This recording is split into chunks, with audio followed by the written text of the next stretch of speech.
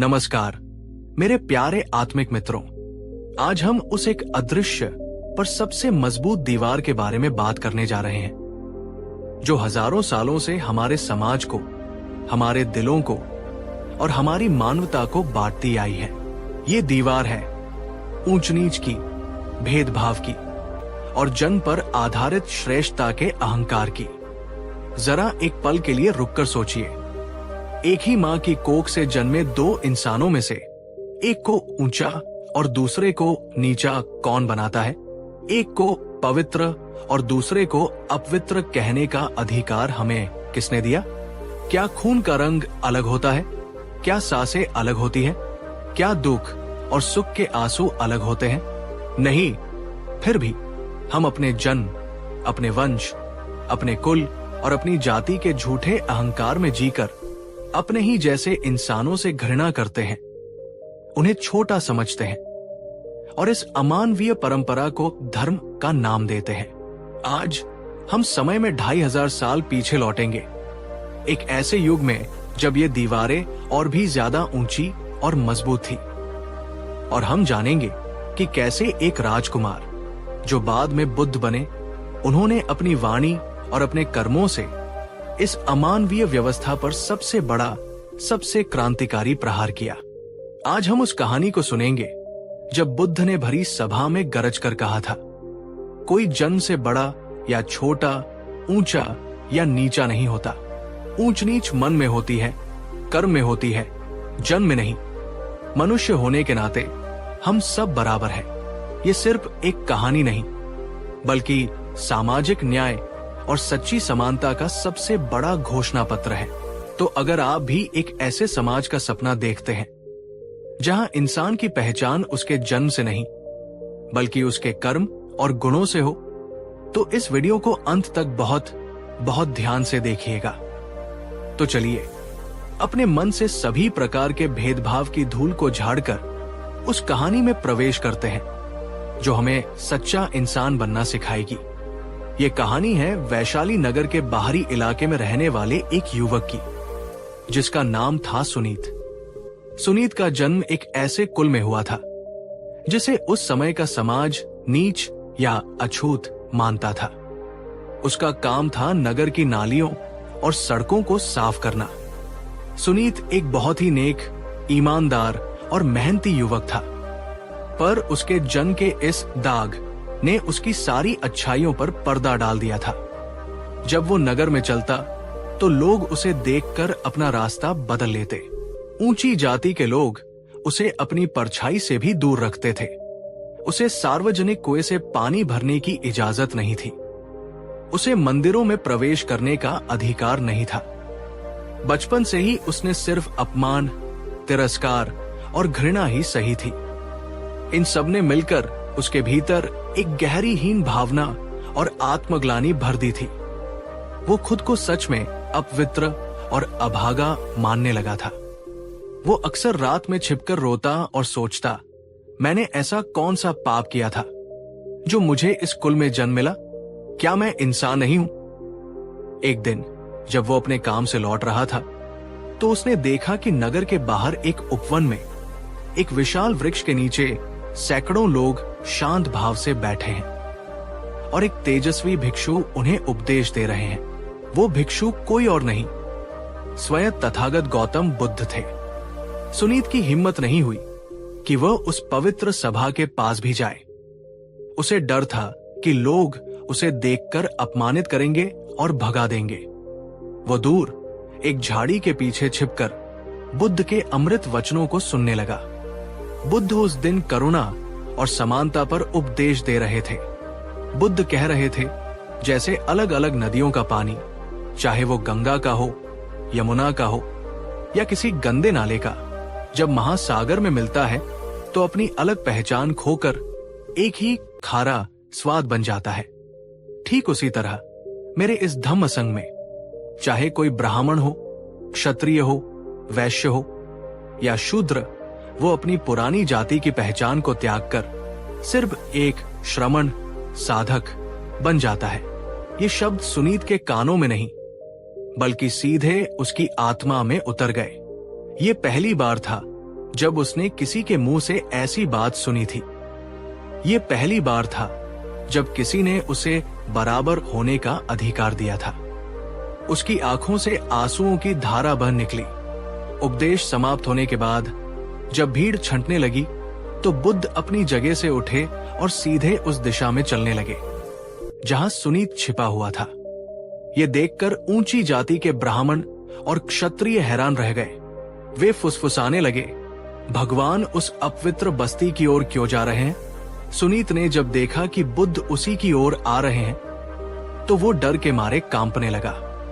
उसे लगा कि शायद उससे कोई तलती हो गई है और अब उसे दंड मिलेगा। वो और भी ज्यादा झाड़ियों में छिपने की कोशिश करने लगा, पर बुद्ध ठीक उसके सामने आकर खड़े हो गए।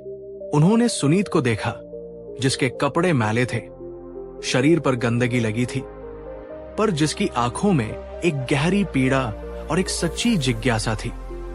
बुद्ध ने अपने जीवन की सबसे बड़ी क्रांतियों में से एक कदम उठाया। उन्होंने अपना भिक्षा पात्र आगे बढ़ाया और अत्यंत कोमल, प्रेमपूर्ण स्वर में पूछा, पुत्र, क्या तुम मुझे थोड़ा जल पिला सकते हो? मैं बहुत प्यासा हूं। ये एक साधारण सा वाक्य नहीं था। ये हजारों साल की अमानवीय परंपरा पर एक वज्रपात था। एक तथागत, एक बुद्ध एक अछूत के हाथ से पानी मांग रहे थे। सुनीत को अपने कानों पर विश्वास नहीं हुआ। वो हकलाते हुए बोला, भगवान, आप ये क्या कह रहे हैं? मैं एक नीच, एक अछूत हूं। मेरे छूने से आप अपवित्र हो जाएंगे। मैं आपको जल कैसे दे सकता हूं? बुद्ध के चेहरे पर एक गहरी, करुणामयी मुस्कान आई। उन्होंने कहा, सुनीत, मैंने तुमसे जल मांगा है, तुम्हारी जाति नहीं पूछी। कोई भी व्यक्ति मां के पेट से ब्राह्मण या शूद्र बनकर पैदा नहीं होता। न तो किसी के माथे पर जाति का कोई निशान होता है और न ही किसी के बाल जटाधारी होते हैं। व्यक्ति अपने कर्मों से महान या नीच बनता है, जन्म से नहीं। जो व्यक्ति सत्य बोलता है, करुणा रखता है और सभी जीवों से प्रेम करता है, वही सच्चा ब्राह्मण है। और जो व्यक्ति झूठ, हिंसा और घृणा में जीता है, वो चाहे कितने ही ऊंचे कुल में जन्मा हो, वो नीच है। ये सुनकर पास खड़े ब्राह्मण क्रोध से भर गए। एक ने आगे आकर कहा, श्रमण गौतम, आप ये क्या अनर्थ कर रहे हैं? आप हमारी वर्ण व्यवस्था को भंग कर रहे हैं। ये अधर्म है। अब बुद्ध ने उन ब्राह्मणों को वो तर्कपूर्ण उपदेश दिया जिसने जातिवाद की जड़ों पर सीधा प्रहार किया। बुद्ध ने पूछा, हे ब्राह्मणों, मुझे बताओ, क्या आग सिर्फ ब्राह्मणों के घर में जलती है और शूद्रों के घर में नहीं? ब्राह्मणों ने कहा, नहीं, वो तो सब जगह जलती है। बुद्ध ने पूछा, क्या सिर्फ ऊंची जाति के लोगों को ही भूख और प्यास लगती है और नीची जाति वालों को नहीं? ब्राह्मणों ने कहा, नहीं, वो तो सबको लगती है। बुद्ध ने फिर पूछा, क्या बीमारी, बुढ़ापा और मृत्यु किसी की जाति देखकर आते हैं? ब्राह्मण निरुत्तर हो गए। बुद्ध ने अपनी आवाज में दृढ़ता लाते हुए कहा, तो फिर ये भेद कैसा, जब प्रकृति कोई भेद नहीं करती? जब आग, पानी, हवा, धरती, भूख, प्यास, नींद, दुख और सुख सब के लिए समान है, तो फिर तुम इंसानों ने इंसानों के बीच ये ऊंच नीच की दीवारें क्यों खड़ी कर दी हैं? उन्होंने आगे कहा, तुम कहते हो कि ब्राह्मण ब्रह्मा के मुख से जन्मा है और शूद्र पैरों से। ये सिर्फ एक कपोल कल्पना है। सत्य यह है कि हर इंसान एक मां की कोख से उसी एक प्रक्रिया से जन्म लेता है। जन्म के आधार पर कोई श्रेष्ठ नहीं है। श्रेष्ठता का, बड़पन का सिर्फ एक ही मापदंड है, और वो है शील, नैतिक आचरण और प्रज्ञा, सही समझ। जिस प्रकार किसी भी लकड़ी को जलाने से आग पैदा हो सकती है, चाहे वो चंदन की हो या आम की, ठीक उसी प्रकार किसी भी कुल में जन्मा व्यक्ति यदि वो शील, समाधि और प्रज्ञा का अभ्यास करे तो वो बुद्धत्व को, परम ज्ञान को उपलब्ध हो सकता है। बुद्ध के इन अकाट्य तर्कों के सामने वे ब्राह्मण निरुत्तर हो गए। फिर बुद्ध सुनीत की ओर मुड़े और अपना पात्र फिर से आगे बढ़ाते हुए कहा, बोलो, पुत्र, क्या तुम एक प्यासे को पानी नहीं पिलाओगे? इस बार सुनीत की आंखों में डर नहीं, बल्कि आत्मसम्मान के आंसू थे। उसने अपने कांपते हुए हाथों से बुद्ध को जल पिलाया, और जिस क्षण बुद्ध ने उसके हाथ से जल पिया, उसी क्षण सुनीत के भीतर हजारों सालों से जमी हुई हीन भावना की बेड़ियां टूटकर बिखर गई। उसे पहली बार मनुष्य होने का एहसास हुआ। दोस्तों, बुद्ध का ये कर्म उनके हजारों उपदेशों से भी ज्यादा शक्तिशाली है। उन्होंने सिर्फ कहा नहीं, करके दिखाया। क्या आप मानते हैं कि किसी भी व्यक्ति की महानता उसके जन्म से नहीं, बल्कि उसके कर्मों और उसके चरित्र से होती है? अगर हाँ, तो इस वीडियो को एक जोरदार लाइक देकर इस सार्वभौमिक सत्य का समर्थन करें। उस एक घटना ने सुनीत का पूरा जीवन बदल दिया। वो बुद्ध के चरणों में गिर पड़ा और बोला, भगवान, आपने मुझे वो सम्मान दिया है जो मुझे आज तक किसी ने नहीं दिया। आपने मुझे मेरी मेंस्ट्रुअल लौटाई है। मैं भी आपके इस संघ में शामिल होना चाहता हूं, जहां कोई ऊंच नीच नहीं, कोई भेदभाव नहीं। बुद्ध ने उसे प्रेम से उठाया और कहा, तथागत का संग महासागर की तरह है। सुनीत, इसमें सभी के लिए स्थान है। आओ और स्वयं अपने कर्मों से अपनी श्रेष्ठता को सिद्ध करो। सुनीत भिक्षु बन गया। उसने पूरी लगन और निष्ठा से ध्यान और साधना का अभ्यास किया, और कुछ ही वर्षों में अपनी प्रज्ञा और शील के बल पर वही सुनीत, जिसे दुनिया अछूत कहती थी, अरहंत पद को प्राप्त हुआ। वो संत के सबसे सम्मानित और ज्ञानी भिक्षुओं में से एक बन गया। बड़े बड़े राजा और ब्राह्मण भी उससे ज्ञान लेने के लिए आने लगे। सुनीत की ये कहानी इस बात का जीवंत प्रमाण बन गई कि ऊंच नीच मन में होती है, जन्म में नहीं। तो मेरे प्यारे मित्रों, बुद्ध की ये कहानी और ये शिक्षा आज इस 21वीं सदी में पहले से कहीं ज्यादा प्रासंगिक है। आज भी हम जाति, धर्म, रंग, लिंग और न जाने कितनी ही छोटी छोटी पहचानों के नाम पर एक दूसरे से लड़ रहे हैं, एक दूसरे से घृणा कर रहे हैं। बुद्ध हमें याद दिला रहे हैं कि ये सब पहचानें ऊपरी है, सतही है और अस्थाई है। हमारी सबसे गहरी, सबसे सच्ची पहचान सिर्फ एक है कि हम सब मनुष्य हैं। हम सब एक ही चेतना के, एक ही अस्तित्व के हिस्से हैं। जैसे एक ही बगीचे में हजारों तरह के फूल होते हैं, और हर फूल अपनी अनूठी सुंदरता से बगीचे को और भी सुंदर बनाता है, वैसे ही हमारी ये विविधता भी मानवता की सुंदरता है, बंटवारे का कारण नहीं। तो अगली बार जब भी आपके मन में किसी के प्रति उसके जन्म, उसकी जाति या उसकी किसी भी बाहरी पहचान को लेकर कोई छोटा या बड़ा होने का भाव आए, तो एक क्षण रुककर बुद्ध के इन शब्दों को याद कर लीजिएगा। जैसे ऊपर आकाश एक है, वैसे ही भीतर मनुष्यता भी एक है। कोई भेद नहीं है। अगर बुद्ध का ये समानता और मानवता का संदेश आपके हृदय तक पहुंचा है, तो इस वीडियो को शेयर करके इस क्रांतिकारी विचार को दुनिया के कोने कोने तक फैलाइए, और नीचे कमेंट में एक दृढ़ संकल्प के साथ लिखिए, मैं इंसान हूं, मेरी जाति इंसानियत है। आपका ये संकल्प इस दुनिया को एक बेहतर जगह बनाने में एक छोटा पर महत्वपूर्ण योगदान होगा। अंत में बस इतना याद रखें, किसी को छोटा समझने से आप बड़े नहीं हो जाते, और किसी गिरे हुए को उठाने से आप छोटे नहीं हो जाते। सच्ची महानता बराबरी का सम्मान करने में ही है। इस गहरी और महत्वपूर्ण यात्रा में मेरे साथ बने रहने के लिए आपका हृदय से धन्यवाद। और हाँ, हमारे इस परिवार का हिस्सा बने रहने के लिए चैनल को सब्सक्राइब करना न भूलें। हम सब एक हैं। नमो बुद्धाय। कहानी 2। नमस्कार मेरे प्यारे आत्मिक मित्रों। त्योहार, ये शब्द सुनते ही हमारे मन में क्या आता है? खुशियां, उत्सव, मेलजोल, पकवान और अपनी परंपराओं से जुड़ने का एक सुंदर अवसर। त्योहार हमारे जीवन में रंग भरते हैं, हमें एक नई ऊर्जा देते हैं और हमें हमारी जड़ों से जोड़कर रखते हैं। लेकिन जरा एक पल के लिए इस चमक दमक से परे एक गहरा सवाल खुद से पूछिए, क्या हमारे त्योहार सिर्फ उत्सव रह गए हैं, या वे धीरे धीरे अनजाने में अंधविश्वास, दिखावे और व्यर्थ के कर्म कांडों का एक बोझ बनते जा रहे हैं। हम महंगे महंगे अनुष्ठान और बलियां चढ़ाते हैं इस उम्मीद में कि कोई देवता प्रसन्न होकर हमारी किस्मत बदल देगा। आज हम समय में 2500 साल पीछे लौटेंगे और उस सबसे बड़े प्रश्न का उत्तर खोजेंगे जो अक्सर लोगों के मन में उठता है।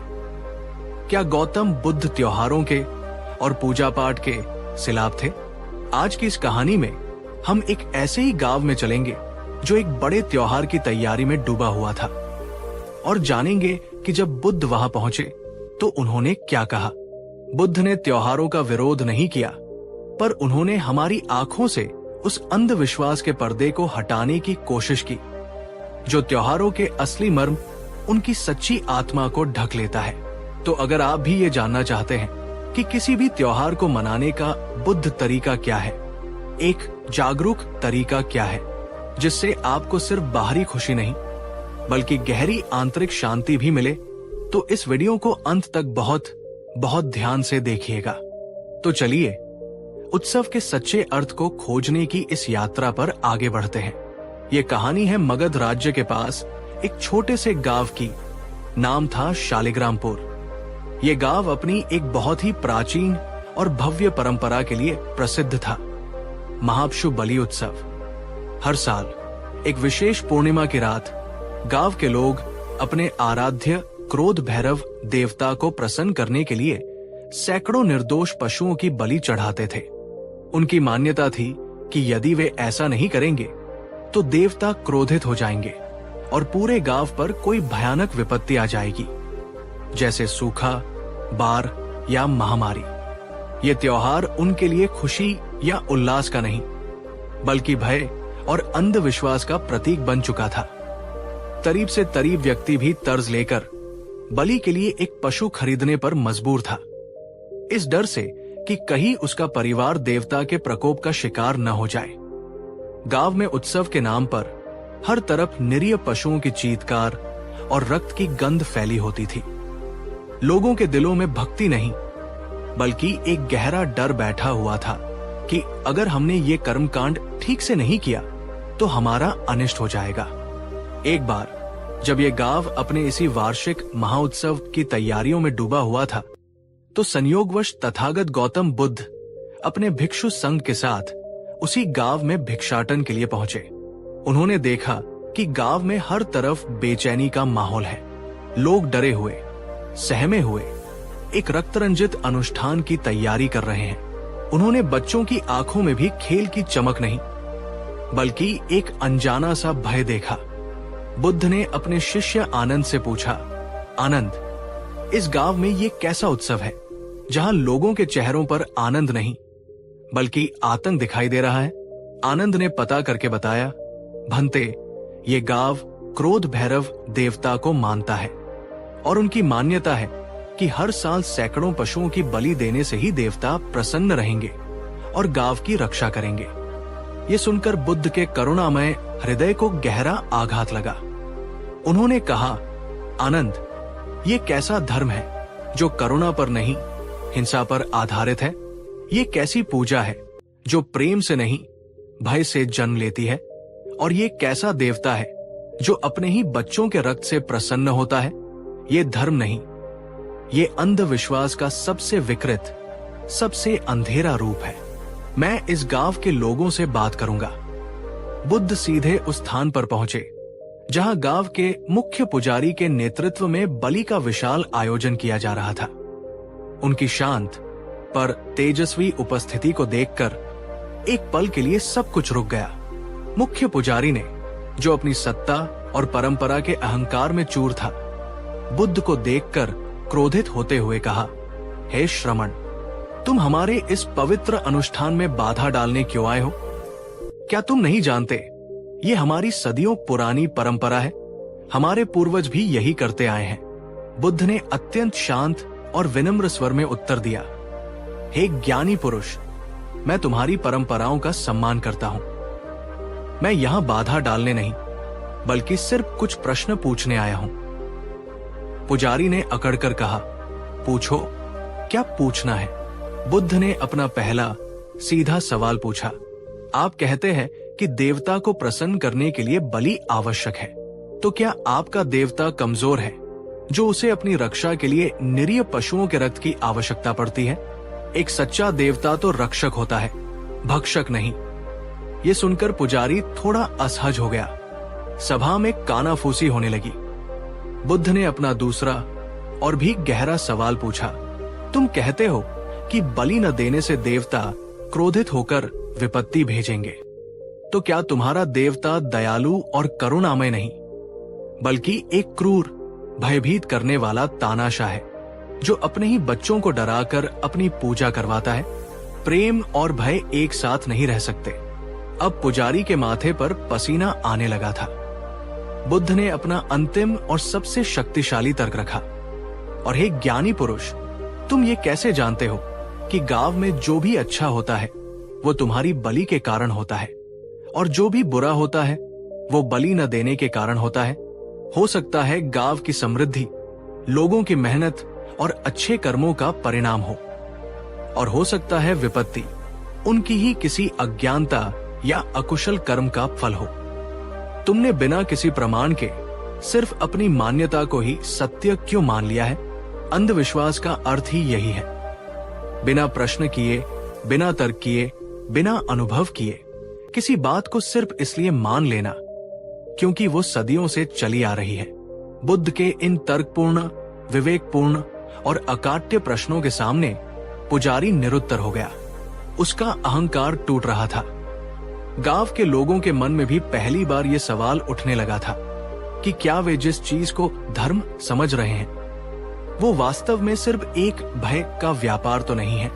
दोस्तों, बुद्ध का ये तरीका कितना अद्भुत है। उन्होंने किसी का अपमान नहीं किया, किसी की आस्था को सीधे तौर पर नाराज नहीं किया। उन्होंने सिर्फ प्रश्न पूछे। उन्होंने लोगों को सोचने पर मजबूर किया। क्या आप मानते हैं कि अंधविश्वास का सबसे बड़ा शत्रु प्रश्न पूछने का साहस ही है?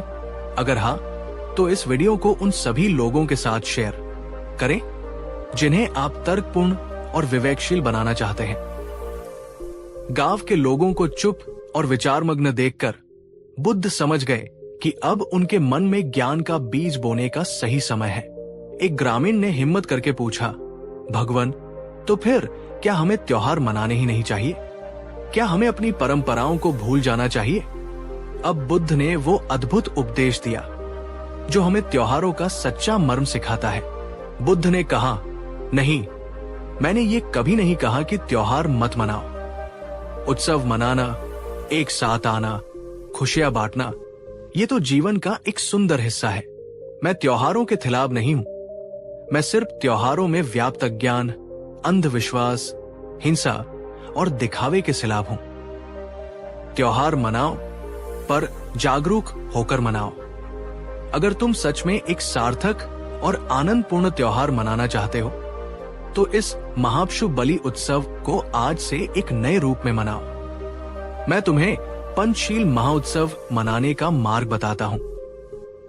1. पहला उत्सव, अहिंसा का उत्सव। पशुओं की बलि चढ़ाने के बजाय सभी जीवित प्राणियों के प्रति करुणा और अहिंसा का संकल्प लो। इस दिन किसी को भी दुख मत पहुंचाओ, किसी की हत्या मत करो, बल्कि पिंजरों में बंद पक्षियों को आजाद करो, बीमार और घायल पशुओं की सेवा करो। यही सबसे बड़ी, सबसे सच्ची बलि है। 2. दूसरा उत्सव, सत्य का उत्सव। झूठे मंत्रों और कर्म कांडों में उलझने के बजाय इस दिन सत्य बोलने और सत्य आचरण करने का व्रत लो। अपने मन से, अपनी वाणी से और अपने कर्म से किसी भी प्रकार के झूठ और छलकपट का त्याग करो। 3. तीसरा उत्सव, अस्तेय, चोरी न करना और दान का उत्सव। देवताओं से और अधिक मांगने के बजाय अपने पास जो है उसमें से देने का, दान करने का उत्सव मनाओ। इस दिन कोई भी भूखा नहीं सोना चाहिए। अपने अन्न के भंडार खोलो और गरीबों और जरूरतमंदों को भोजन कराओ। सच्ची समृद्धि लेने में नहीं, देने में है। 4. चौथा उत्सव ब्रह्मचर्य संयम का उत्सव। उत्सव के नाम पर भोग विलास और नशे में डूबने के बजाय इस दिन अपनी इंद्रियों पर संयम रखने का अभ्यास करो। अपने मन को शांत और निर्मल रखो। पांचवा उत्सव ध्यान और प्रज्ञा का उत्सव।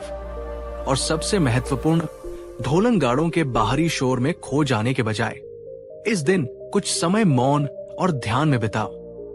अपने भीतर जाओ, अपने मन को देखो और उस आंतरिक शांति का अनुभव करो जो किसी भी बाहरी उत्सव से कहीं ज्यादा आनंददायक है।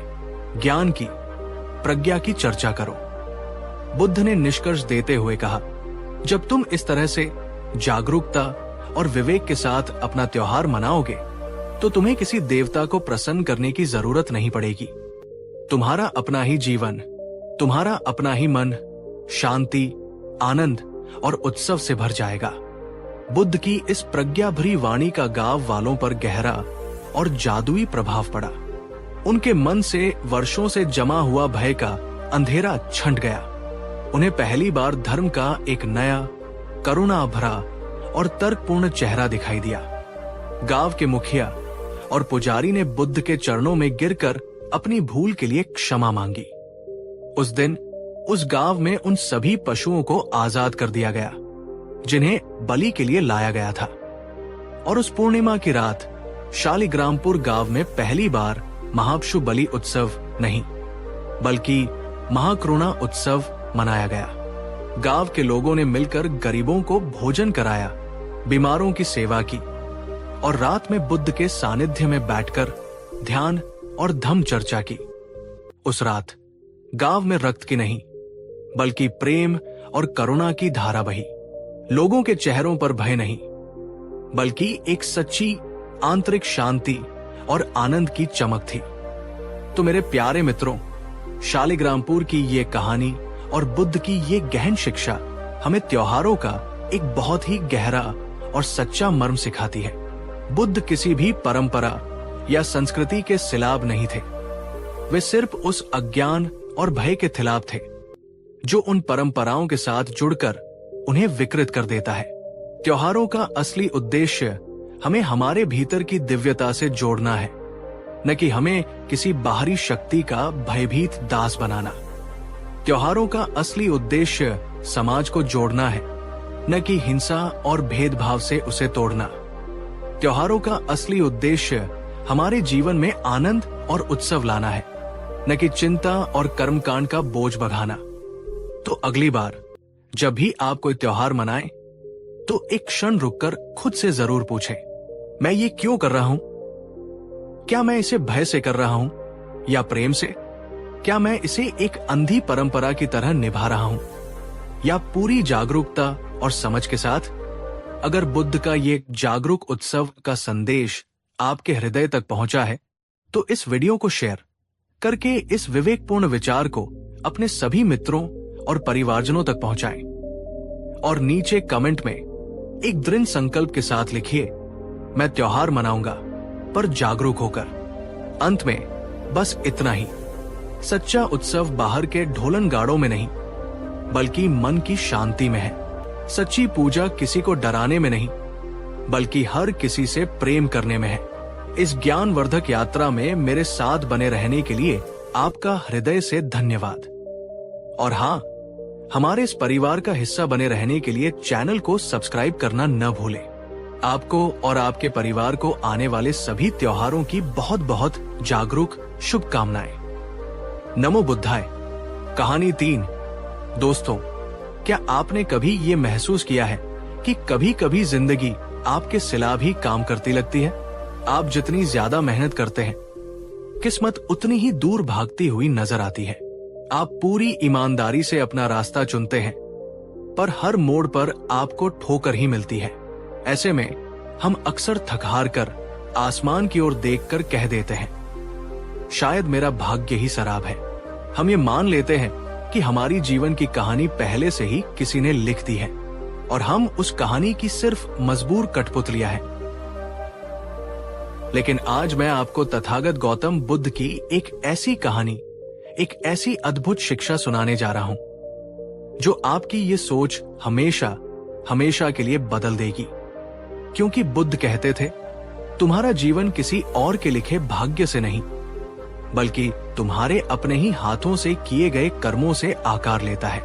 ये कहानी है एक ऐसे युवक की जो बुद्ध के पास पहुंचा और रोते हुए बोला, भगवान, मेरे दुर्भाग्य का कोई इलाज नहीं है। और फिर बुद्ध ने उसे जो उत्तर दिया, जो मार्ग दिखाया, उसने न सिर्फ उस युवक की बल्कि आने वाली हजारों पीढ़ियों की सोच को बदल दिया। तो अगर आप भी ये जानना चाहते हैं कि अपने जीवन की बागडोर अपने हाथों में कैसे ली जाए और भाग्य को कोसने के बजाय उसे बदलने का साहस कैसे किया जाए, तो इस वीडियो को अंत तक बहुत बहुत ध्यान से देखिएगा, क्योंकि ये कहानी आपको आपकी सोई हुई असीम शक्ति से परिचित करा सकती है। एक दिन की बात है, गौतम बुद्ध अपने शिष्यों के साथ राजगीर के पास वैनोवन विहार में ठहरे थे। सुबह का शांत समय था।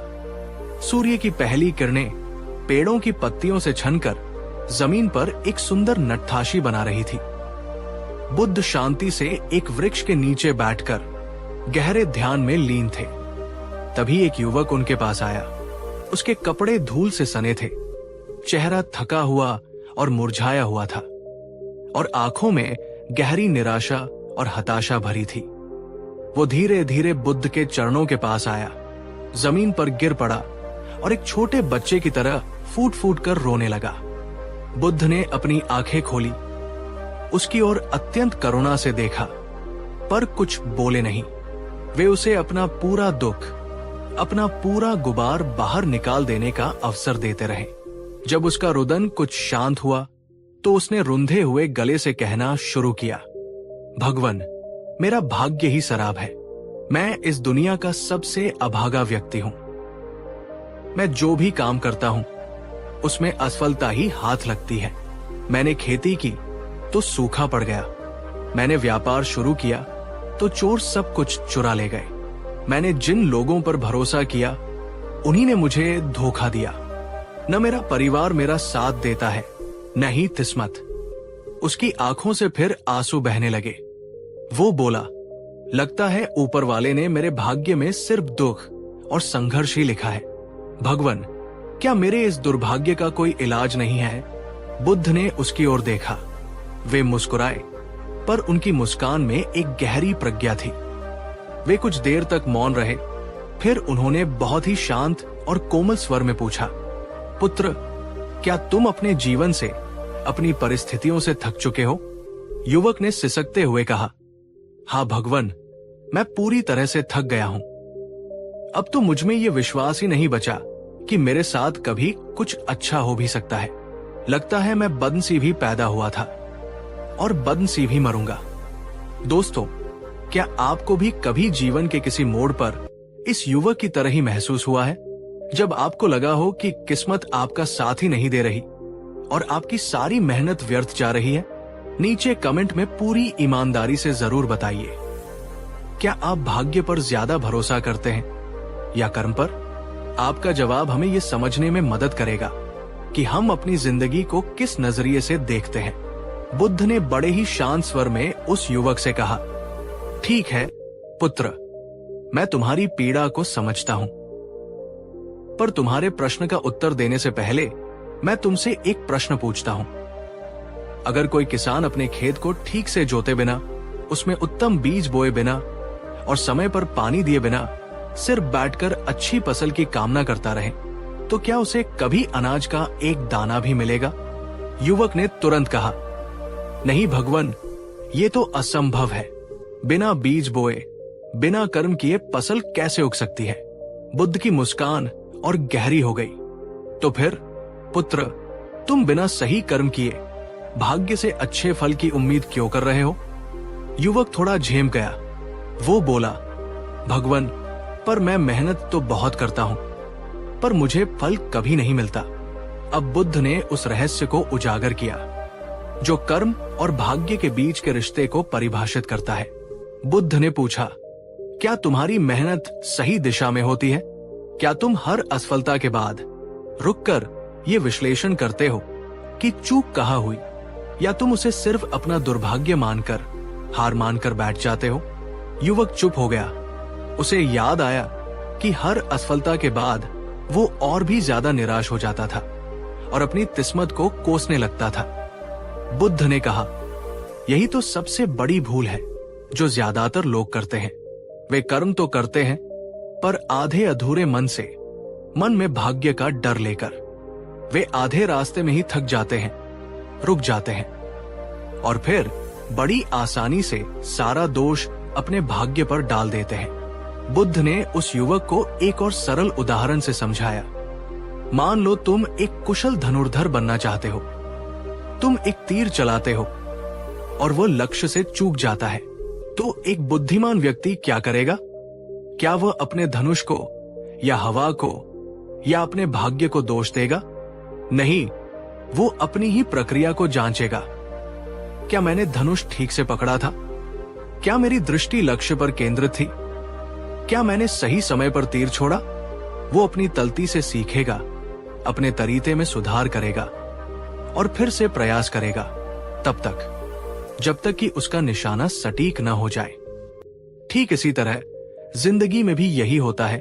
बुद्ध बोले, जब हमारे कर्म सटीक नहीं होते, जब हमारे प्रयास में कोई कमी रह जाती है, तब नतीजा वैसा नहीं मिलता जैसा हम चाहते हैं।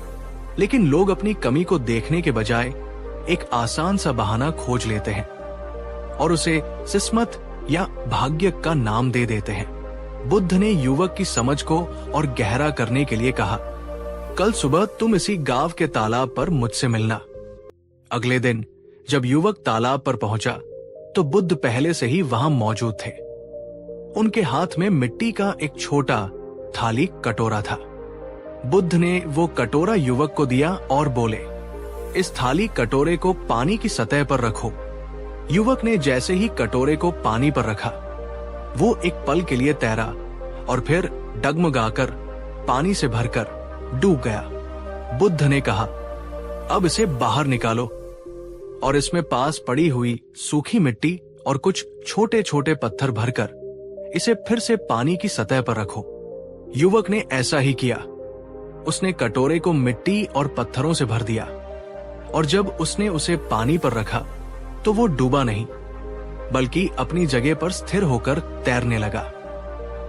बुद्ध मुस्कुराए और बोले, देखो पुत्र, जब ये कटोरा खाली था तब इसमें कोई भार नहीं था, कोई स्थिरता नहीं थी, इसलिए पानी की जरा सी लहर ने इसे डुबो दिया। पर जब ये मिट्टी और पत्थरों से यानी अपने कर्म और अपने भार से भर गया तो ये स्थिर हो गया और अब बड़ी लहरें भी इसे आसानी से नहीं डुबो सकती। ठीक इसी तरह हमारा जीवन भी है। जब हमारा मन थाली होता है, यानी संकल्प शक्ति से थाली, ज्ञान से थाली और सही कर्मों से थाली, तो वो डर, भाग्य के भरोसे और निराशा के पानी से बहुत जल्दी भर जाता है और डूब जाता है। लेकिन जब हमारा मन कर्म से, ज्ञान से और दृढ़ संकल्प के भार से भरता है, तब वो जीवन के सागर में स्थिर हो जाता है और बड़ी बड़ी चुनौतियां भी उसे डुबो नहीं पाती। दोस्तों, ये बात कितनी सच्ची और कितनी गहरी है ना? हमारा थाली मन ही हमें सबसे ज्यादा डराता है। क्या होगा अगर मेरा भाग्य नराब है, लेकिन एक कर्मशील मन जो हर पल कुछ सीखने, कुछ करने में लगा है, उसके पास भाग्य के बारे में सोचने का समय ही नहीं होता। वो तो अपना भाग्य तुद लिख रहा होता है। अगर ये कहानी आपको सच्ची और प्रेरणादायक लगी हो तो इस वीडियो को एक लाइक जरूर करें, क्योंकि आपका एक लाइक किसी और निराश व्यक्ति तक ये उम्मीद की किरण पहुंचा सकता है। उस युवक की आंखें अब चमक उठी थी, जैसे किसी ने उसके मन में जलता हुआ दिया रख दिया हो। वो बोला, भगवान, अब मैं समझ गया, मेरी असफलता का कारण मेरा भाग्य नहीं, बल्कि मेरे कर्मों में और मेरी सोच में कमी थी। मैं टाली कटोरे की तरह था, इसलिए डूब रहा था। बुद्ध ने उसके कंधे पर हाथ रखा और कहा, याद रखो पुत्र, जिसे लोग भाग्य कहते हैं वो और कुछ नहीं, बल्कि तुम्हारे ही हर दिन किए गए छोटे छोटे कर्मों का, तुम्हारी हर दिन की छोटी छोटी आदतों का, और तुम्हारी हर दिन की छोटी छोटी सोच का एक लंबे समय के बाद मिलने वाला सामूहिक परिणाम है।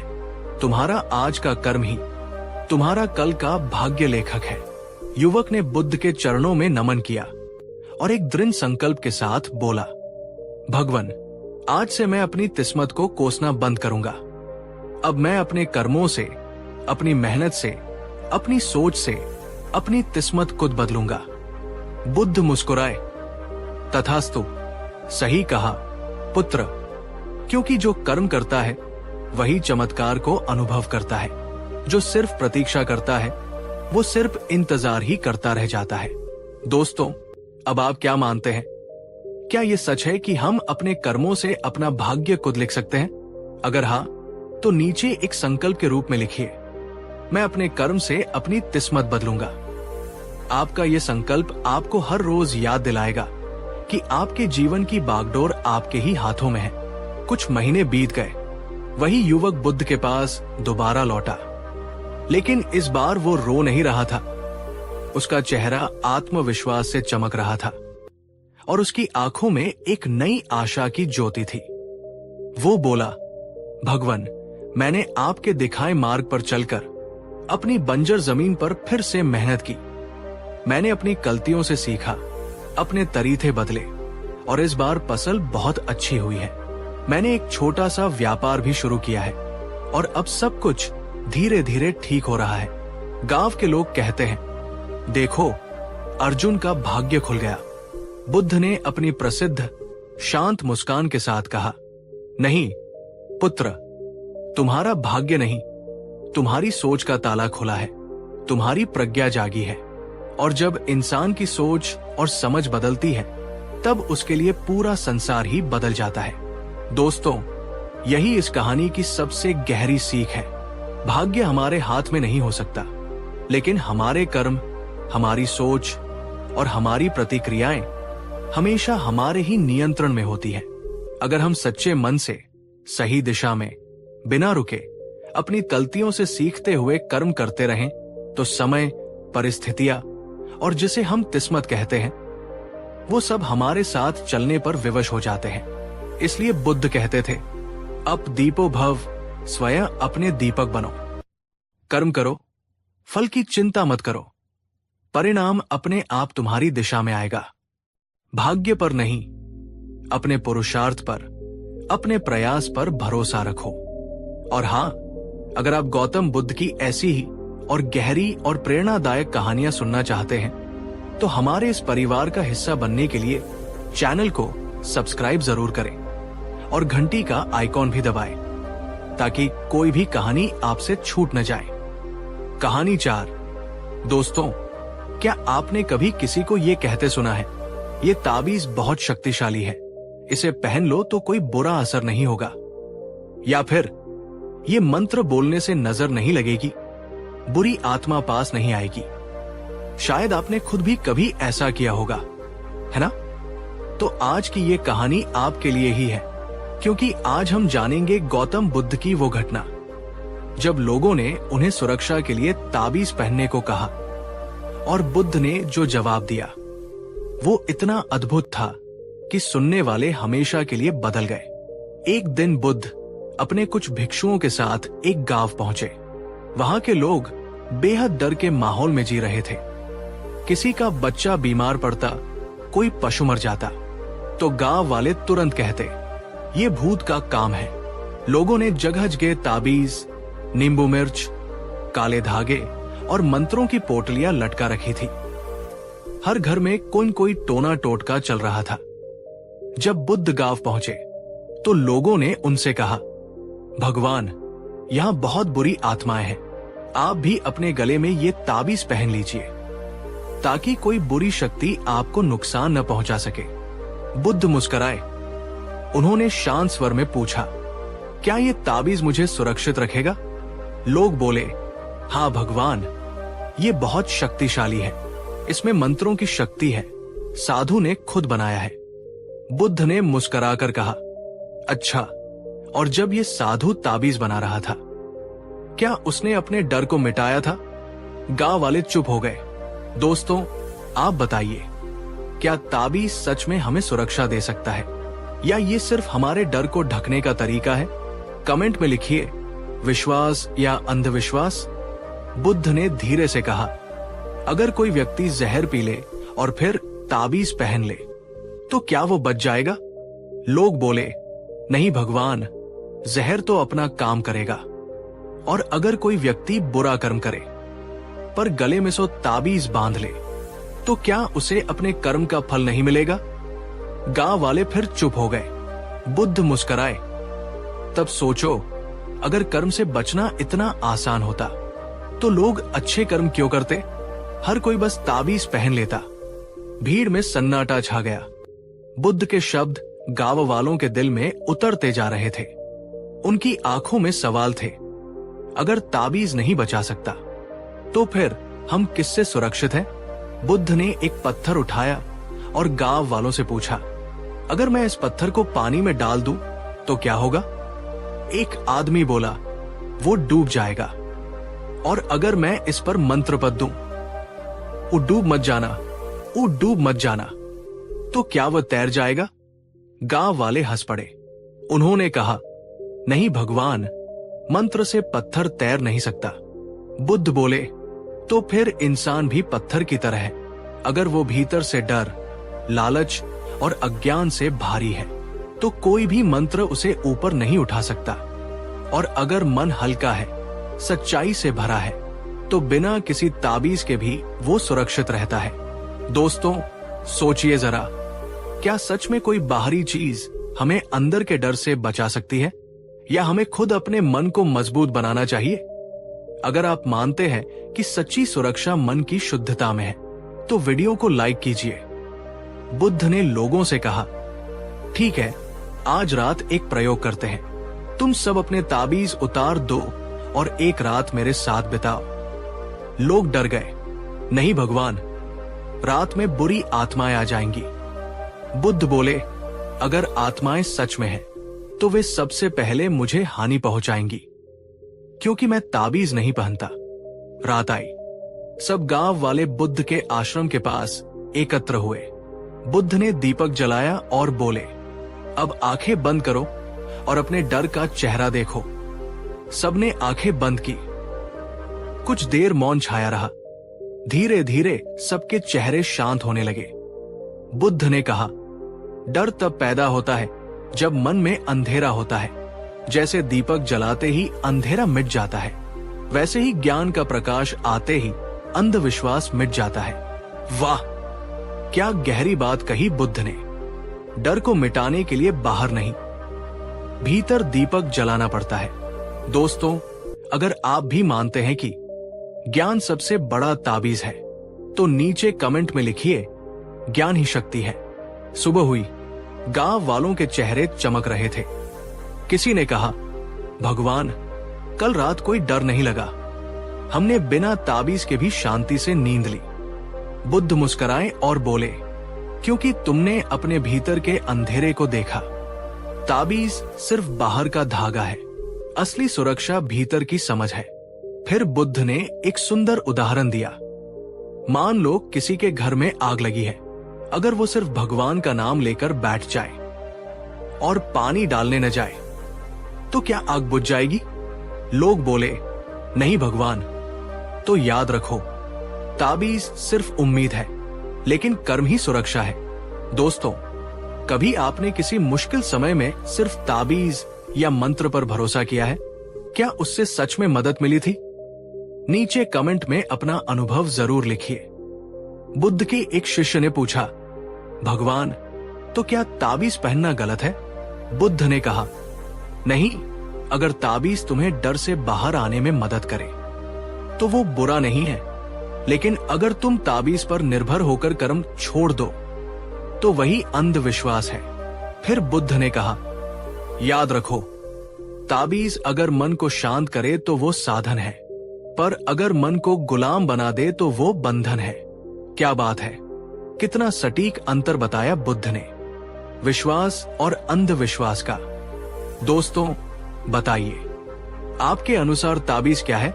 साहस का प्रतीक या डर का सहारा? कमेंट में लिखिए। बुद्ध ने सभी को पास बुलाया और कहा, अब मैं तुम्हें सच्ची सुरक्षा का रहस्य बताता हूं।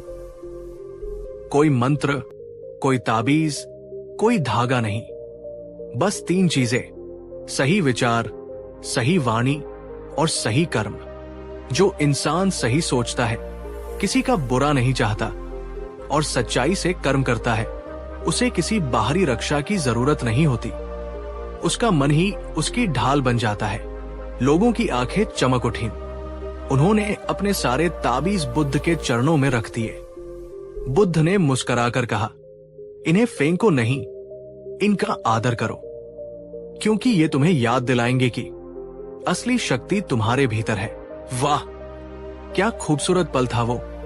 गांव के लोग जो कभी डर के साए में जीते थे, आज शांति और समझ की रोशनी में नहा रहे थे।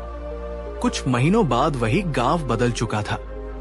अब लोग भूतों से नहीं, अपने कर्मों से डरते थे।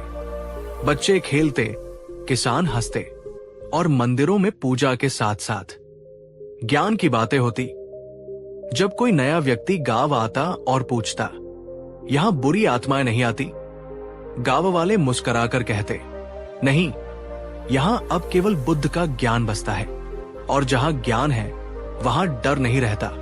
दोस्तों, यही इस कहानी की सीख है। सुरक्षा बाहर से नहीं आती, भीतर से आती है। ताबीज और मंत्र सिर्फ सहारे हैं, पर असली शक्ति है आपका जागा हुआ मन। गौतम बुद्ध ने सिखाया, ताबीज बाहर की सुरक्षा है, लेकिन सच्चा मंत्र है सत्य, संयम और समझ। जो व्यक्ति खुद पर नियंत्रण रखता है, वो सबसे सुरक्षित है। इसलिए बुद्ध ने कहा था, जो अपने मन पर विजय पा लेता है, उसे कोई बाहरी शक्ति हानि नहीं पहुंचा सकती। तो दोस्तों, अगली बार जब कोई आपको ताबीज पहनाए, तो मुस्कुराकर सोचिए, मेरे पास पहले से ही सबसे बड़ा ताबीज है, मेरा जागरूक मन। कहानी 5। नमस्कार मेरे प्यारे आत्मिक मित्रों, और आप सभी को धन, समृद्धि और आरोग्य के महापर्व धनतेरस की हार्दिक शुभकामनाएं। आज हम सब अपने घरों में दिए जलाएंगे, नए बर्तन और सोना चांदी खरीदेंगे और पूरी श्रद्धा से देवी लक्ष्मी का आह्वान करेंगे कि वे हमारे जीवन में आए और हमेशा के लिए बस जाएं। लेकिन क्या आपने कभी ये सोचा है कि हम में से ज्यादातर लोग जाने अनजाने में धनतेरस के दिन ही एक ऐसी बहुत बड़ी गलती कर बैठते हैं, जो देवी लक्ष्मी को हमारे घर में आने से तो नहीं, पर हमेशा के लिए टिकने से जरूर रोक देती है। ये कोई पूजा विधि की गलती नहीं है, ये एक मानसिक गलती है, एक दृष्टिकोण की भूल है। आज हम समय में 2500 साल पीछे लौटेंगे और तथागत गौतम बुद्ध की उस सबसे गूढ़ और क्रांतिकारी चेतावनी को सुनेंगे, जो उन्होंने धन और समृद्धि के विषय में दी थी। आज की कहानी है एक ऐसे महासेठ की, जो उस युग का सबसे अमीर आदमी था, पर सबसे ज्यादा डरा हुआ और अशांत भी था। जब वो धनतेरस के दिन बुद्ध से मिला, तो बुद्ध ने उसे बताया कि वो कौन सी एक घातक गलती कर रहा है, जिसके कारण सच्ची लक्ष्मी, सच्ची समृद्धि उससे कोसों दूर है। तो अगर आप भी ये जानना चाहते हैं कि वो एक गलती क्या है और आप उससे कैसे बच सकते हैं, ताकि आपके जीवन में धन के साथ साथ स्थायी सुख और शांति भी टिक सके, तो इस वीडियो को अंत तक बहुत बहुत ध्यान से देखिएगा, क्योंकि बुद्ध का ये रहस्य आपके धन को देखने का, उसे पाने का और उसे अपने जीवन में बनाए रखने का पूरा नजरिया बदल सकता है। तो चलिए, दियों की इस रोशनी के साथ प्रज्ञा की उस रोशनी को भी अपने भीतर जगाते हैं, जो कभी नहीं बुझती। ये कहानी है श्रावस्ती नगर के महासेठ कृपादास की। नाम तो उसका कृपादास था, पर वो उस युग का सबसे बड़ा कृपण, सबसे बड़ा कंजूस व्यक्ति था। उसके पास इतनी संपत्ति थी कि यदि वह चाहता तो पूरे नगर को 10 साल तक भोजन करा सकता था, पर वो एक एक कौड़ी को अपनी जान से ज्यादा प्यार करता था। उसका जीवन धन कमाने और उसे बचाने के इर्द गिर्द ही घूमता था। वो दिन भर व्यापार में छलकपट से धन कमाता और रात भर अपनी तिजोरियों के पास बैठकर अपने सोने चांदी के सिक्कों को गिनता रहता। पर यह धन उसके लिए सुख नहीं, बल्कि एक कारागार, एक जेल बन चुका था। उसे रात भर नींद नहीं आती थी, इस डर से कि कहीं कोई चोर उसकी तिजोरी न तोड़ दे। वो कभी किसी भूखे को एक रोटी का टुकड़ा भी नहीं देता था, इस डर से कि उसका धन कम हो जाएगा। उसने अपने बच्चों को भी अच्छी शिक्षा और सुख सुविधाओं से वंचित रखा था, क्योंकि उसे हर तर्ज एक घाटे की तरह लगता था। वो हमेशा बीमार और चिंतित रहता था, क्योंकि वो अच्छे वैद्य पर भी पैसा खर्च करने से डरता था। वो धन का स्वामी नहीं, धन का दास बन चुका था। एक बार धनतेरस का दिन आया। पूरे नगर में उत्सव था, पर कृपादास के मन में और भी ज्यादा बेचैनी थी। उसे लग रहा था कि आज के दिन उसे और भी ज्यादा धन कमाना चाहिए और भी ज्यादा सोना इकट्ठा करना चाहिए, ताकि लक्ष्मी जी उस पर प्रसन्न रहें। तभी उसके एक कर्मचारी ने उसे बताया कि नगर के बाहर जेतवन विहार में एक अद्भुत भिक्षु गौतम बुद्ध ठहरे हुए हैं, जिनके पास मन की शांति का तजाना है। कृपादास के मन में एक कुटिल विचार आया। उसने सोचा, ये कैसा भिक्षु है जो धन को ठोकर मारता है। मैं आज उसके पास जाऊंगा और उसे बताऊंगा कि असली शक्ति और असली लक्ष्मी क्या होती है, और शायद मैं उससे लक्ष्मी को हमेशा के लिए बांधकर रखने का कोई गुप्त मंत्र भी सीख लूं। यही सोचकर कृपादास अपने कुछ सोने के सिक्के एक थैली में लेकर बुद्ध से मिलने पहुंचा। कृपादास जब बुद्ध के पास पहुंचा तो उसने देखा कि बुद्ध एक साधारण से चीवर में एक वृक्ष के नीचे परम शांति में लीन बैठे हैं। उनके चेहरे पर न कोई चिंता थी, न कोई भय। कृपादास ने अहंकार के साथ अपनी सोने की थैली बुद्ध के सामने रखते हुए कहा, हे श्रमण, आज धनतेरस है, लक्ष्मी के आगमन का दिन। मैं इस नगर का सबसे धनी व्यक्ति हूं और मैं जानता हूं कि लक्ष्मी को कैसे प्रसन्न किया जाता है, उसे कैसे पकड़कर रखा जाता है। उसने पूछा, पर मैं आपसे ये जानना चाहता हूं कि आपकी दृष्टि में वो कौन सी सबसे बड़ी गलती है जो इंसान करता है, जिससे लक्ष्मी उसके पास टिकती नहीं, भाग जाती है। वो सोच रहा था कि बुद्ध कहेंगे दान न करना या पूजा न करना। बुद्ध ने धीरे धीरे अपनी आंखें खोली।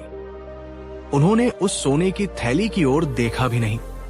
उन्होंने कृपादास की आंखों में झांका, जहां एक गहरा डर और अशांति का सागर लहरा रहा था। बुद्ध ने अपनी शांत पर सीधी चोट करने वाली वाणी में कहा, श्रेष्ठी, तुम और ज्यादातर लोग धनतेरस पर जो सबसे बड़ी और सबसे घातक गलती करते हो, वो कोई और नहीं बल्कि वही है जो तुम स्वयं इस समय कर रहे हो। कृपादास चौंक गया। मैं क्या गलती कर रहा हूं? बुद्ध ने कहा, तुम्हारी सबसे बड़ी गलती यह है कि तुम लक्ष्मी को, समृद्धि को पकड़ने की, रोक कर रखने की और इकट्ठा करने की चीज समझ रहे हो। तुम सोचते हो कि धन को तिजोरियों में बंद कर देने से, उसे खर्च न करने से और उसे किसी को न देने से लक्ष्मी तुम्हारे पास टिकी रहेगी, पर तुम एक बहुत बड़े भ्रम में हो। यही वो एक गलती है जिसके कारण सच्ची लक्ष्मी, सच्ची समृद्धि तुम्हारे पास कभी टिक ही नहीं सकती। ये सुनकर कृपादास स्तब्ध रह गया। ये तो उसके जीवन भर के विश्वास के ठीक उल्टा था। अब बुद्ध ने उस परम चेतावनी को, उस गहरे रहस्य को उजागर किया। उन्होंने कृपादास को एक बहुत ही सुंदर और सरल दृष्टांत दिया। बुद्ध ने कहा, कृपादास, लक्ष्मी और धन का स्वभाव पानी की तरह होता है। कल्पना करो एक बहती हुई जीवंत नदी की। उसका पानी हमेशा निर्मल, स्वच्छ और ताजा रहता है। वह जहां जहां से गुजरती है वहां वहां खेतों को सींचती है, पेड़ों को जीवन देती है, पशु पक्षियों की प्यास बुझाती है और हजारों लोगों के काम आती है। क्योंकि वो निरंतर बह रही है, दे रही है, इसलिए वो हमेशा भरी रहती है और हमेशा पवित्र रहती है। यही सच्ची लक्ष्मी का स्वभाव है। अब कल्पना करो एक बंद, ठहरे हुए तालाब की, जिसमें पानी न तो कहीं से आता है और न ही कहीं जाता है। शुरू में वह साफ लग सकता है, पर धीरे धीरे क्या होगा? वो पानी सड़ने लगेगा, उसमें काई जम जाएगी, वो बदबूदार हो जाएगा और उसमें बीमारियां फैलाने वाले कीड़े मकोड़े पैदा हो जाएंगे।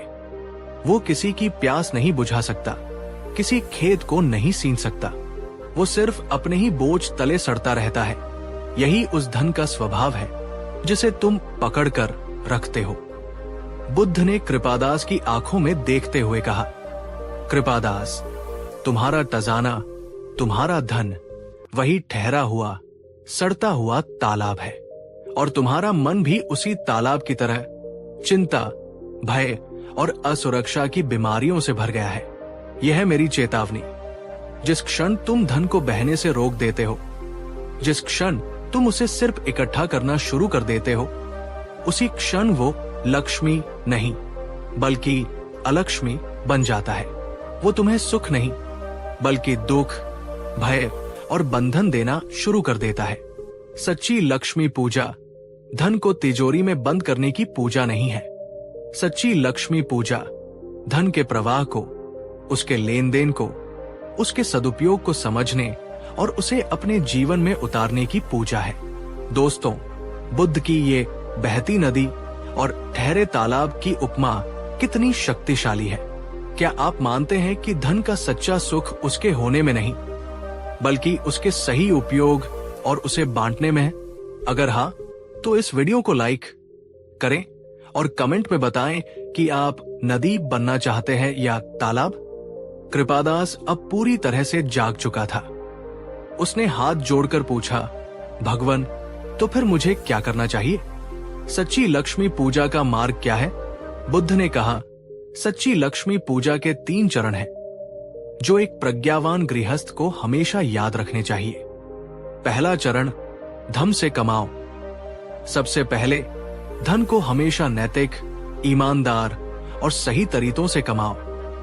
किसी को धोखा देकर, झूठ बोलकर या किसी को हानि पहुंचाकर कमाया गया धन अपने साथ हमेशा नकारात्मक ऊर्जा लेकर आता है और वो कभी शांति नहीं दे सकता। ये पूजा का पहला दिया है। दूसरा चरण, सुख से भोगो और बचाओ। दूसरा, जो धन तुमने धम से कमाया है उसका एक हिस्सा अपने और अपने परिवार के सुख, स्वास्थ्य और जरूरतों पर खर्च करो। धन का भोग करने में कोई बुराई नहीं है, पर आसक्ति के साथ नहीं, सजगता के साथ करो और उसका एक हिस्सा भविष्य की सुरक्षा के लिए बचाकर भी रखो। ये पूजा का दूसरा दिया है। तीसरा और सबसे महत्वपूर्ण चरण, त्याग से बढ़ाओ। और तीसरा, जो तुम्हारे धन को लक्ष्मी से महालक्ष्मी बना देगा, वो है अपने कमाए हुए धन का एक हिस्सा निस्वार्थ भाव से जरूरतमंदों की सेवा में, समाज के कल्याण में और धर्म के प्रचार में लगाना। इसे ही दान कहते हैं। याद रखो कृपादास, कुएं से जितना पानी निकालोगे उतना ही नया और ताजा पानी उसमें आएगा। अगर पानी निकालना ही बंद कर दोगे तो कुआं सूख जाएगा।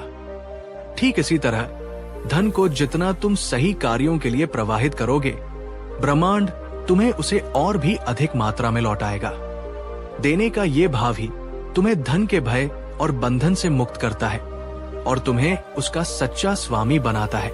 उस दिन कृपादास की आंखों से अज्ञान का पर्दा हमेशा के लिए हट गया। उसे समझ आ गया कि वो जीवन भर लक्ष्मी की नहीं बल्कि दरिद्रता की पूजा करता रहा है। मन की दरिद्रता, हृदय की दरिद्रता। उसने बुद्ध के चरणों में संकल्प लिया। उस दिन के बाद कृपादास का जीवन पूरी तरह से बदल गया। उसने अपने खजाने के दरवाजे खोल दिए।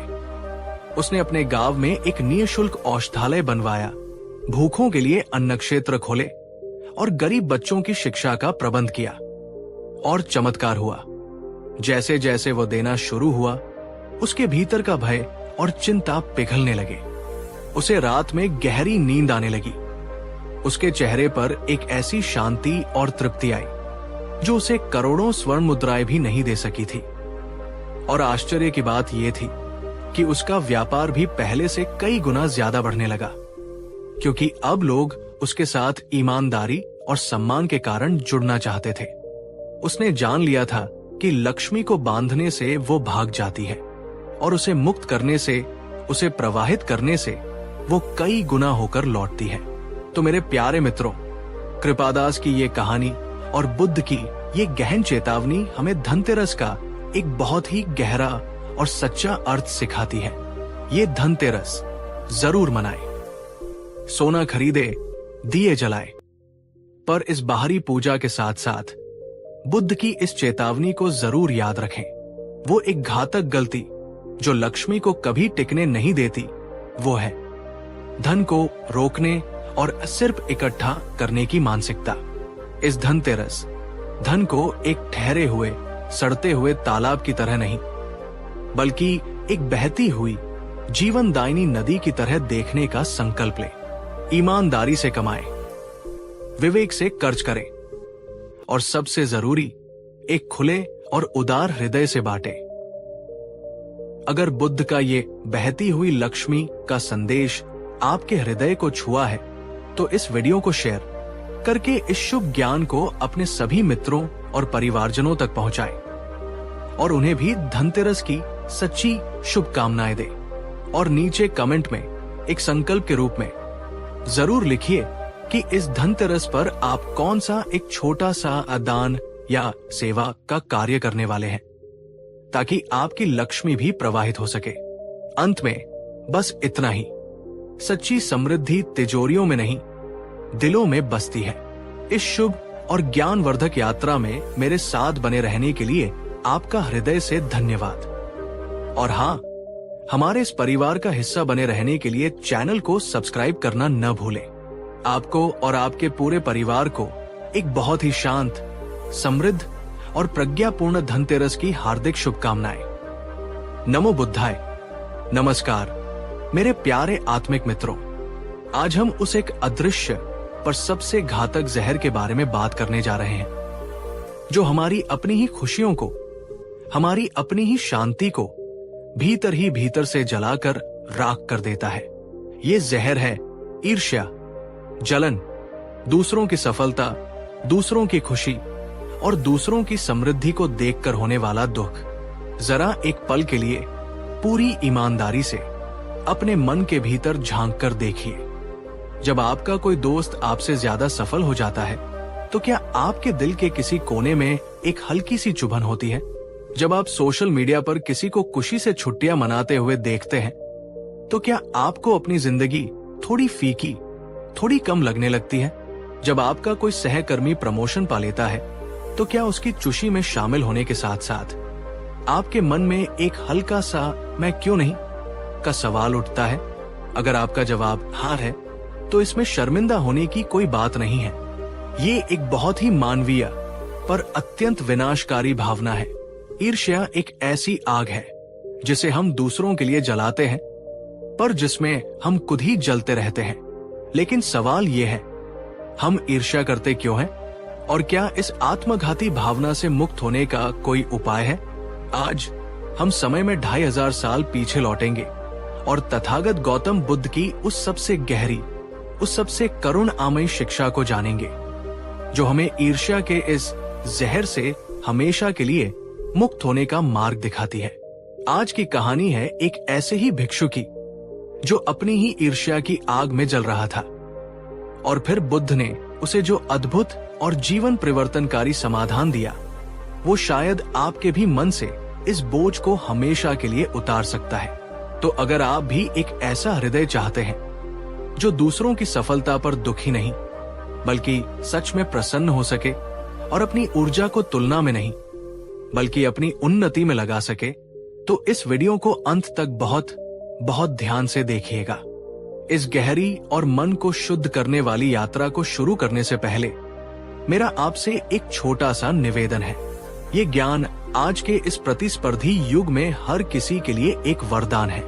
अगर आप भी ऐसा मानते हैं तो इस वीडियो को अभी एक लाइक देकर अपनी सकारात्मक सोच का परिचय दें और नीचे कमेंट्स में सिर्फ इतना बताइए, क्या आपको लगता है कि सोशल मीडिया ने हमारे समाज में ईर्ष्या और तुलना की भावना को और भी ज्यादा बढ़ा दिया है? हाँ या ना हमें जवाब दीजिएगा। तो चलिए अपने मन से ईर्ष्या की इस कालिक को धोने की इस यात्रा पर आगे बढ़ते हैं। ये कहानी है बुद्ध के ही चचेरे भाई देवदत्त के एक शिष्य की, जिसका नाम था तिष्य। तिष्य एक बुद्धिमान और ज्ञानी भिक्षु था, पर उसके भीतर एक बहुत बड़ा दोष था। वो अत्यंत ईर्ष्यालु था। बुद्ध के संग में दो प्रमुख शिष्य थे, सारिपुत्र और महामोगगलान, जो अपनी प्रज्ञा और अपनी सिद्धियों के लिए पूरे संघ में अत्यंत सम्मानित थे। स्वयं बुद्ध भी अक्सर उनकी प्रशंसा करते थे और उन्हें अपने अग्रश्रावकों का पद दिया था।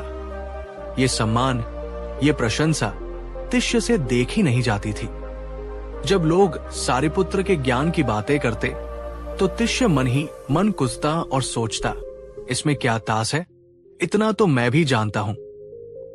जब कोई राजा महाराजा सारिपुत्र और महामोगगलान को विशेष रूप से भोजन के लिए आमंत्रित करता तो तिष्य की रातों की नींद उड़ जाती। उसे लगता कि ये सम्मान उसे मिलना चाहिए था। वो हर समय उनकी छोटी छोटी तलतियां ढूंढने की कोशिश करता और दूसरों के सामने उन्हें नीचा दिखाने का कोई मौका नहीं छोड़ता। उसका अपना ध्यान, अपनी साधना, सब कुछ पीछे छूट गया था। उसका पूरा चित्त 24 घंटे सिर्फ और सिर्फ सारिपुत्र और महामोगगलान की सफलता से जलने में और उनसे अपनी तुलना करने में ही लगा रहता था।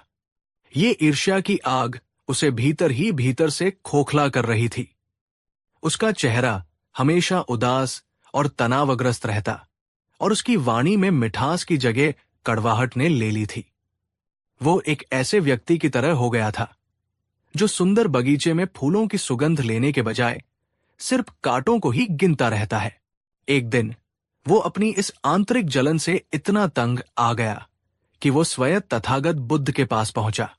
उसने सोचा कि शायद बुद्ध कोई ऐसा उपाय बताएंगे जिससे सारिपुत्र और महामोगगलान की लोकप्रियता कम हो जाए। उसने बुद्ध से कहा, भगवन, संघ में ये कैसा अन्याय है? सारा सम्मान, सारी प्रशंसा सिर्फ सारिपुत्र और महामोगगलान को ही क्यों मिलती है? हम जैसे और भी तो ज्ञानी भिक्षु हैं। ये देखकर मेरा मन बहुत दुखी और अशांत होता है। कृपा करके कोई समाधान बताएं। बुद्ध ने उसकी आंखों में झांका, जहां ईर्ष्या की पीली लपटें साफ दिखाई दे रही थी।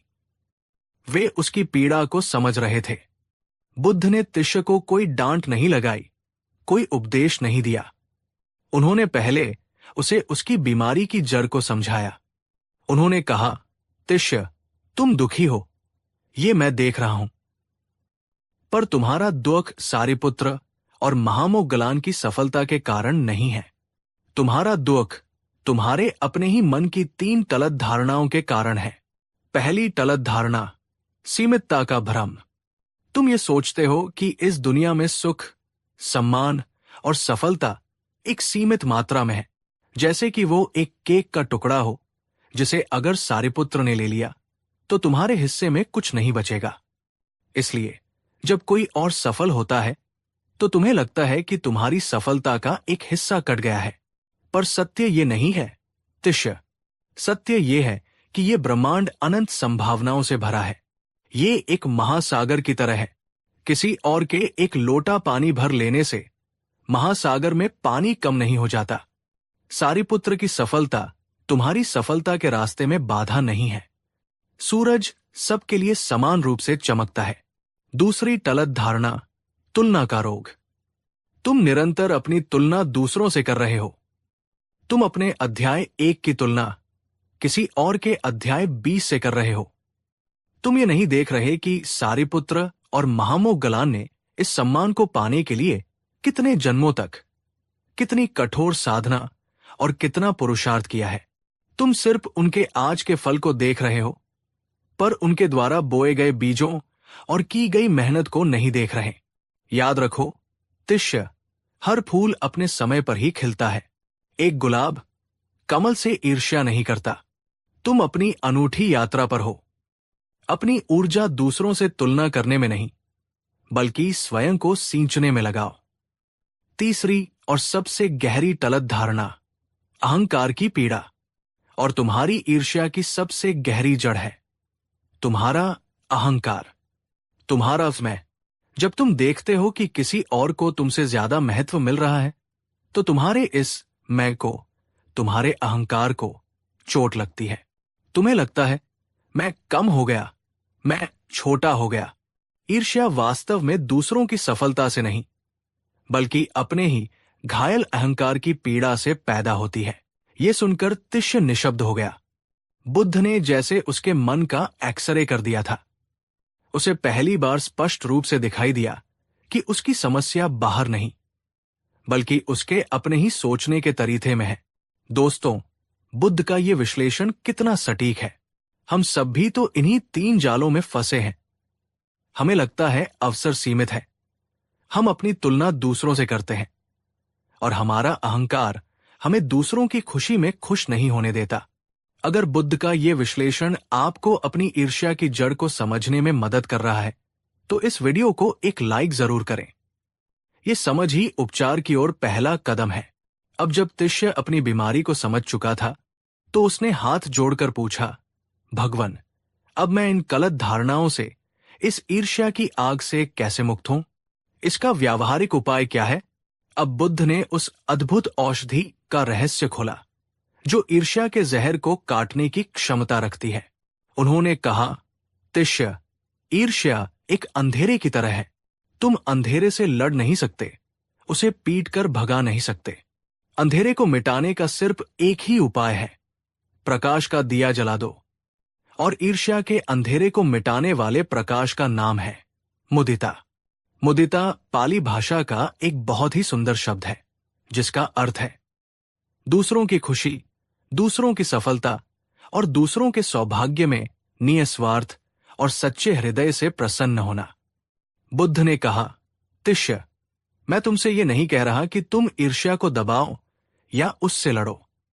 मैं तुम्हें एक सकारात्मक अभ्यास करने के लिए कह रहा हूं। आज से तुम मुदिता भावना का अभ्यास शुरू करो। मुदिता भावना का अभ्यास कैसे करें? 1. छोटे से शुरू करो।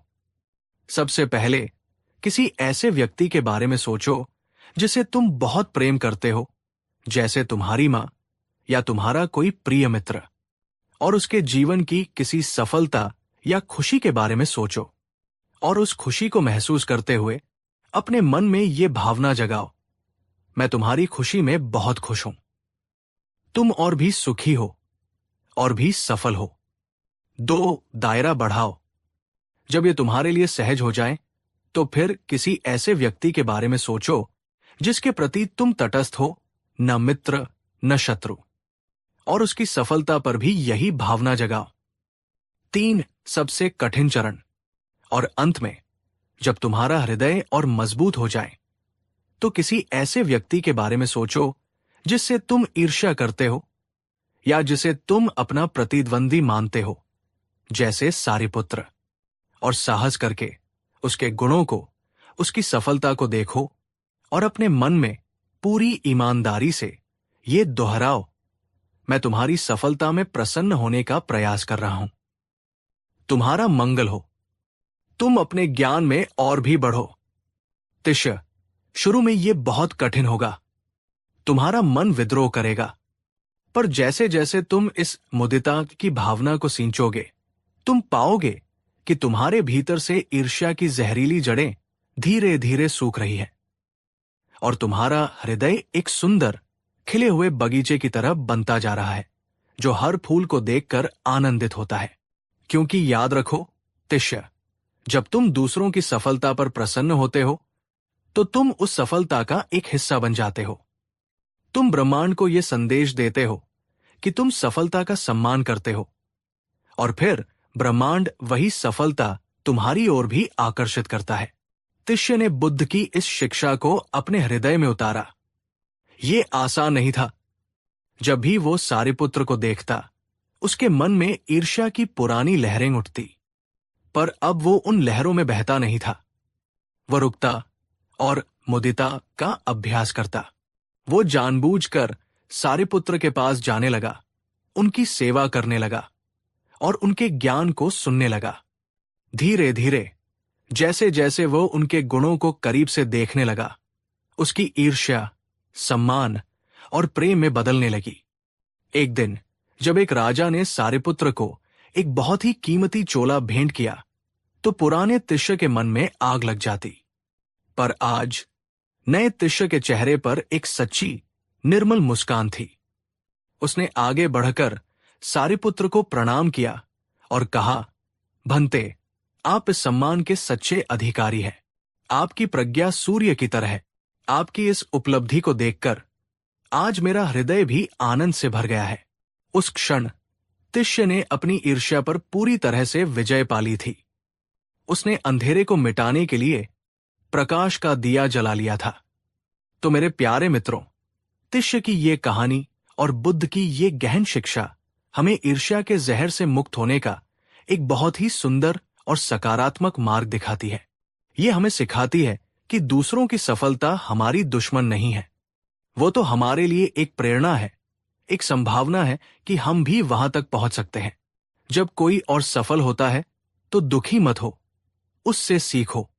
जब कोई और खुश होता है तो जलो मत, उसकी खुशी में शामिल हो जाओ। याद रखिए, ये दुनिया एक गूंज की तरह है। आप जो बाहर भेजेंगे वही आप तक लौट कर आएगा। अगर आप दूसरों के लिए ईर्ष्या और नकारात्मकता भेजेंगे तो आपके जीवन में भी वही बढ़ेगा। और अगर आप दूसरों की सफलता के लिए सच्ची खुशी और शुभकामना भेजेंगे तो आपका अपना जीवन भी खुशी और सफलता से भर जाएगा। मुदिता की साधना सिर्फ एक आध्यात्मिक अभ्यास नहीं है, ये एक सुखी और सफल जीवन जीने का सबसे बड़ा रहस्य है। अगर बुद्ध का ये मुदिता का अद्भुत संदेश आपके हृदय तक पहुंचा है और आप भी ईर्ष्या की इस आग को बुझाकर अपने मन में शांति और आनंद के फूल खिलाना चाहते हैं, तो इस वीडियो को शेयर करके इस ज्ञान को उन तक भी पहुंचाइए जो शायद आज तुलना और जलन की आग में जल रहे हैं। अंत में बस इतना ही, एक जलता हुआ दिया हजारों और दियों को रोशन कर सकता है, फिर भी उसकी अपनी रोशनी कम नहीं होती। ठीक इसी तरह दूसरों की सफलता में खुश होने से आपकी अपनी कीमत कम नहीं होती, बल्कि आपका अपना हृदय और भी विशाल और समृद्ध हो जाता है।